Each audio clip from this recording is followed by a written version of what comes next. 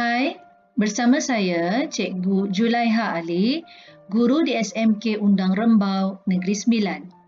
Ini adalah video penerangan Geografi Tingkatan 1, Bab 6, Bentuk Muka Bumi. Dalam video siri 2 ini, Cikgu hanya akan menerangkan tentang Tanah Pamah di Malaysia.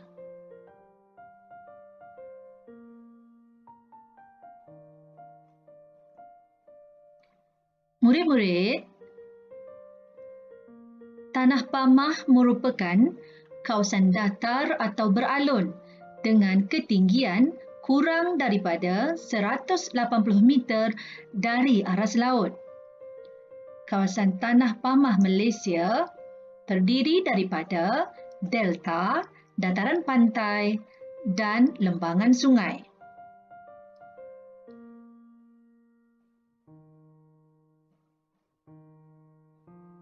Sekarang, kita akan mengenal pasti lokasi Tanah Pamah yang terdapat di semenanjung Malaysia. 1. Dataran Kedah Perlis. Dataran ini bermula dari utara iaitu di negeri Perlis, seterusnya hingga ke selatan negeri Kedah. Kawasan Tanah Pamah yang rata terdiri daripada jenis tanah aluvium sesuai untuk penanaman padi. 2. Dataran Hilir Sungai Perak.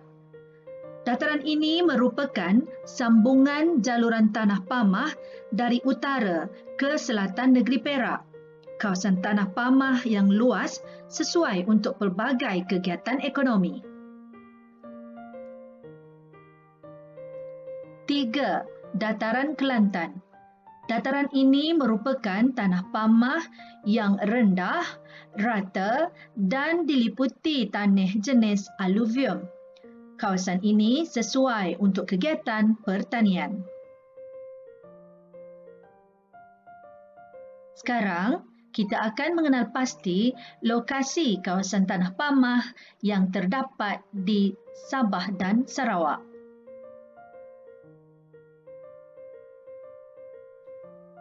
Dataran pantai timur Sabah merupakan dataran yang lebih luas berbanding di pantai barat. Kawasan Tanah Pamah yang lebih lebar dan terdapat banyak kawasan berpaya sesuai untuk kegiatan pertanian seperti tanaman kelapa sawit, getah dan koko. Dataran pantai barat Sabah pula merupakan tanah pamah yang agak sempit, terputus-putus dan terbentuk di kaki banjaran Crocker. Dataran ini sesuai untuk kegiatan perindustrian seperti di likas dan kepayan.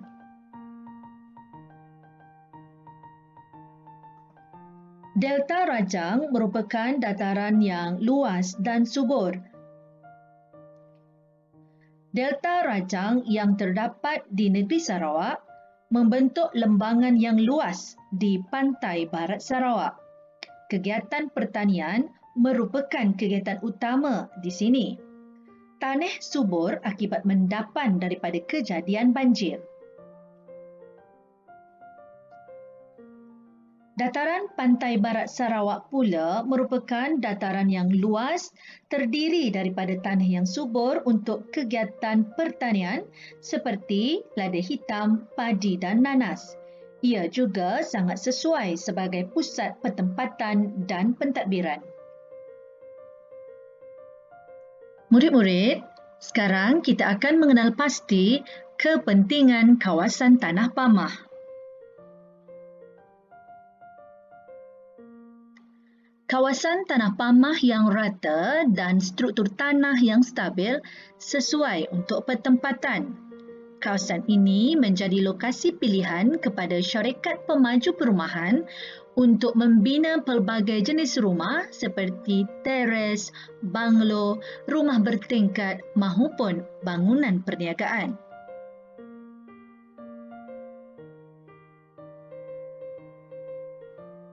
Kawasan Tanah Pamah juga penting dalam menyediakan kawasan perindustrian dan perdagangan di sesebuah negeri.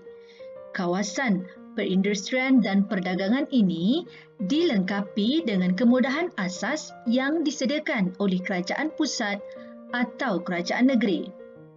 Ia menjadi faktor pemilihan lokasi oleh pelabur untuk membina kilang atau premis perusahaan di kawasan ini.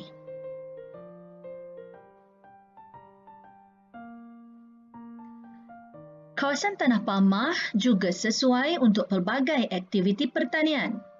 Sebagai contoh, padi banyak ditanam di dataran Kedah Perlis, dataran Kelantan dan Delta Rajang. Getah, kelapa sawit dan nanas pula banyak ditanam di dataran Johor.